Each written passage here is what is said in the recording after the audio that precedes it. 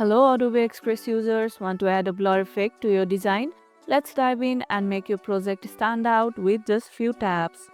First, open Adobe Express and either create a new project or open your existing design. Next, upload or select the image you want to apply the blur effect to.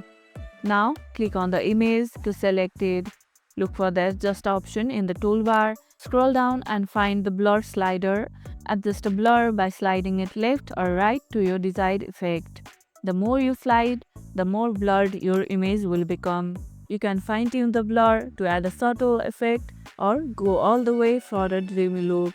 And that's it. You have successfully added a blur effect to your design. If the blur isn't showing up, try checking the layer settings and make sure the image is selected. What kind of blur effect do you like, subtle or dramatic? Drop your thoughts in the comments. If this tutorial helped, hit the like button, share it, subscribe, and leave a comment below. Thanks for watching, and I'll see you in the next one.